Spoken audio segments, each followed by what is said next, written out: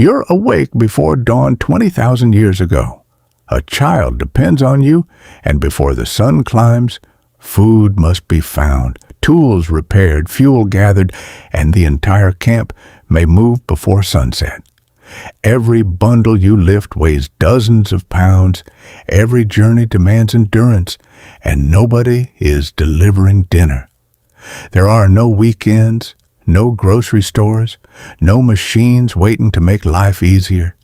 This is simply what survival feels like. Now imagine doing this every day from childhood. What kind of body would that create? Most people picture prehistoric men when they imagine raw strength. But what if some of the strongest skeletons archaeologists have ever examined belonged to women? That question sounds almost modern, yet it reaches deep into humanity's past. Over the last few decades, new analyses of ancient bones, burials, and activity patterns have forced researchers to reconsider assumptions that once seemed obvious. Not because every woman hunted or every man filled the same role, but because reality rarely fits neat stories. The evidence is more surprising than a simple reversal of stereotypes.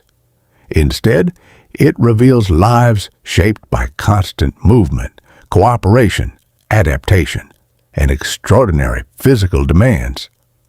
To understand why this question became controversial in the first place, we have to ask where our mental image of prehistoric women even came from in the first. For generations, many people imagined prehistory through paintings, museum dioramas, and textbook illustrations. Men charged after mammoths. Women waited quietly beside caves, tending fires and children. Those images felt authoritative, but they often revealed more about 19th and 20th century assumptions than Ice Age reality. Today, archaeologists are far more cautious about projecting modern social expectations onto people who lived across vastly different landscapes, climates, and cultures. Prehistoric societies stretched over tens of thousands of years and multiple continents, making sweeping conclusions risky. There probably was never one universal division of labor. Instead, researchers increasingly combine isotope analysis, ancient DNA, microscopic wear patterns, and biomechanical studies to reconstruct individual lives. Each technique adds another piece of the puzzle, sometimes confirming old ideas, sometimes overturning them. The part almost nobody talks about is that bones remember how people lived. They record years of repeated movement, strain, recovery, and adaptation. They cannot tell us everything, but they preserve clues that written history never could. Suddenly, forgotten lives become measurable, and familiar assumptions begin to crack. If bones preserve the story, then we need to travel back into the environments that shaped them, where survival demanded relentless adaptation from nearly everyone, every single day, regardless of sex, age, season, or circumstance, alike across generations. Step into the late Pleistocene, and the world refuses to sit still. Glaciers advance and retreat, seasons swing wildly, animals migrate, and human groups follow opportunity wherever it appears. Then the early Holocene brings new forests, changing coastlines, and different challenges. Survival depends on constant movement, careful planning, and remarkable flexibility. You carry infants across uneven ground, haul water, gather edible plants, collect firewood, prepare food, scrape animal hides, stitch clothing, maintain fires, build shelters, repair tools, and walk distances that would exhaust many modern people. None of these tasks happen once. They repeat day after day, season after season, year after year. Human bones are not lifeless scaffolding. They constantly remodel themselves, responding to repeated stress by reinforcing the places that work hardest. That means archaeologists can sometimes read activity patterns from skeletons alone. The body literally records its own biography. One influential study comparing prehistoric women with modern athletes found exceptionally robust arm bones among some early farming populations. Researchers have argued that years of grinding grain, carrying heavy loads, digging, and repetitive tool use could build upper body strength rivaling or exceeding many elite rowers today. That does not mean every prehistoric woman looked the same, nor that every society demanded identical work. Climate, culture, technology, and local ecology all mattered. Still, one lesson remains. Your gym gives you an hour. Prehistory gave you a lifetime. Strength was not a hobby. It emerged from necessity, accumulated through countless ordinary actions repeated until they shaped muscle, bone, and endurance together.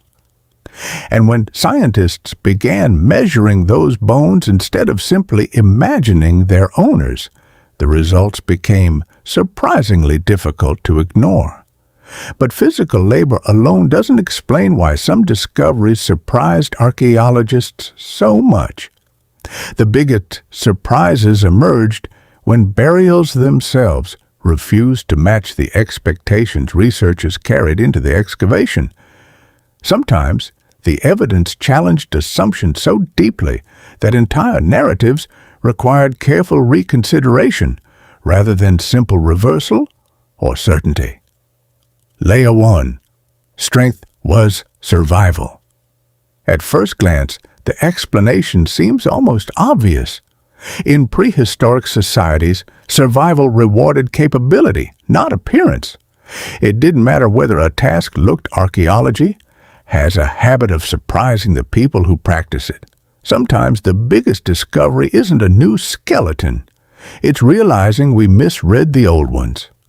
For decades, archaeologists often identified burials by the objects buried beside them.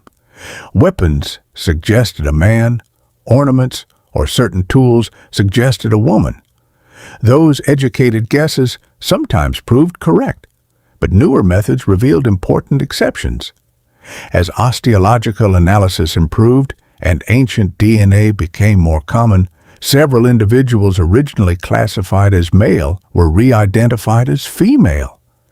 The grave goods had shaped expectations, and expectations had shaped interpretation. One of the most discussed examples came from the Andes, where a roughly 9,000-year-old burial containing big game hunting tools was interpreted as belonging to a young woman. The finding sparked energetic debate. Some researchers argued it pointed toward broader participation in hunting. Others urged caution, noting that one burial cannot define every prehistoric society. That caution matters. Human cultures differed enormously across time and place. Some groups may have divided labor differently than others. Evidence must be weighed carefully, not forced into either extreme, that only men hunted or that everyone always did everything equally. This detail changes how you see the whole story, not because every woman hunted, but because certainty turned out to be much rarer than people thought. Once researchers questioned their assumptions, older collections suddenly became worth another look.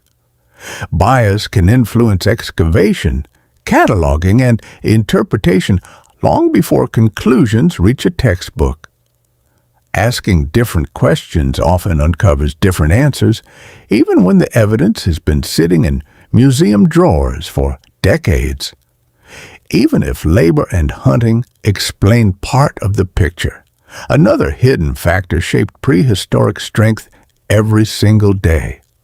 It rarely leaves dramatic weapons, yet it demanded astonishing endurance and helped entire communities survive through constant cooperation.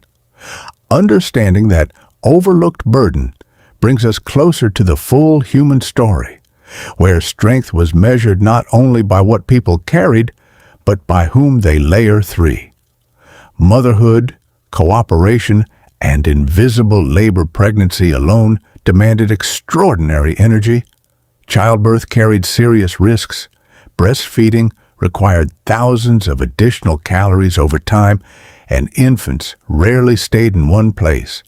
They were carried, comforted, protected, and fed while daily work continued.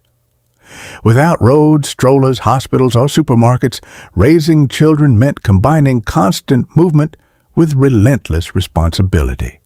Gathering, cooking, repairing, teaching, and caring happened together, not as separate jobs, but as one continuous system of survival. Anthropologists often describe humans as cooperative breeders. The idea is simple. Children survived because grandparents, siblings, relatives, and unrelated allies all helped. The strongest survival technology humans ever invented wasn't a spear. It was cooperation. That cooperation also spread knowledge. Which plants were safe, how to preserve food, shape tools, treat injuries, or calm frightened children could determine whether a community endured.